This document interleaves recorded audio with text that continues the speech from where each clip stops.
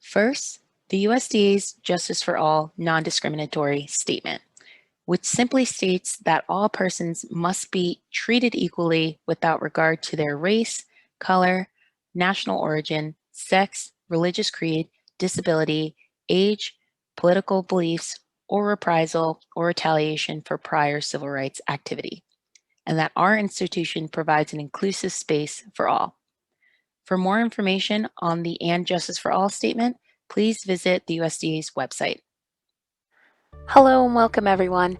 My name is Commie and I am a nutrition educator for Rutgers Cooperative Extension and the Department of Family and Community Health Sciences for New Jersey SNAP Ed.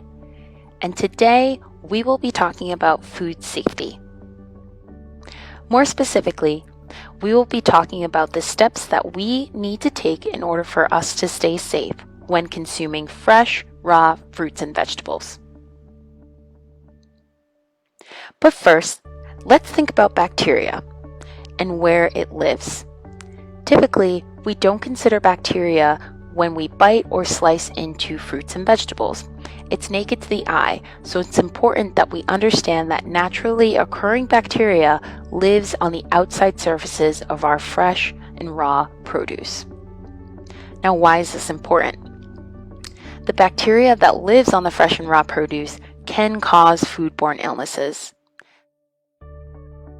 So we're going to go over how to avoid getting sick from these foodborne illnesses. There are 6 basic steps that we can take when buying, preparing, and storing produce to make sure that they're wholesome and safe to eat. Step number 1 is check. We're checking to make sure that the fruits and vegetables that we buy are not bruised or damaged, and when we're selecting pre-cut or pre-portioned produce, we're making sure that they're refrigerated or on ice. Step 2 is clean. We're making sure we're cleaning our hands by washing them with warm water and soap for at least 20 seconds before and after handling fresh fruits and vegetables. And we're making sure all surfaces and utensils are cleaned with hot water and soap. This includes our cutting boards and our knives. We're going to be doing this before and after preparing our fresh produce.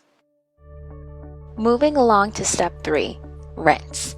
We're rinsing our fresh produce just before we eat them under running water. This also includes fresh produce with outer surfaces that aren't typically eaten. They still need to be cleaned. Firm skinned produce should be rubbed by hand or scrubbed with a clean brush while rinsing under running tap water. Just some more information on rinsing our produce. Packaged produce labeled ready to eat, washed or triple washed, should not be washed again.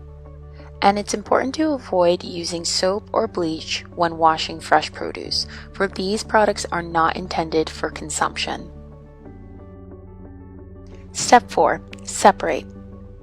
We're making sure that we're separating our produce from raw meat, seafood, poultry, eggs, and household chemicals always.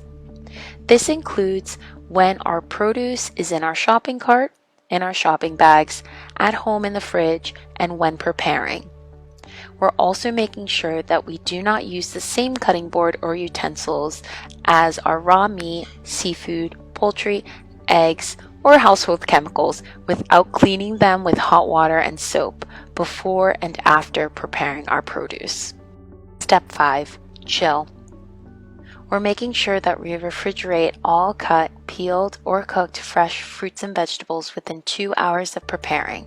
This is to prevent bacteria growth.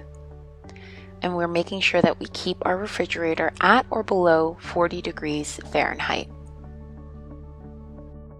And step 6, which is throwing away. We're throwing out any produce that has touched raw meat, poultry, seafood, or eggs. Any badly bruised, damaged, or produce that has been potentially cross-contaminated needs to be thrown out. If the bruise or damage is salvageable, we're removing that portion of the produce when preparing to cook or eat them. And last, any produce that has not been refrigerated within 2 hours of cutting, peeling, or cooking needs to be thrown out. And when in doubt, throw it out. So the next time that you're storing, handling, preparing, eating, or shopping for fresh produce, be sure to remember these 6 steps. Adopting these positive food handling steps into everyday practice will help fight bacteria and avoid foodborne illness.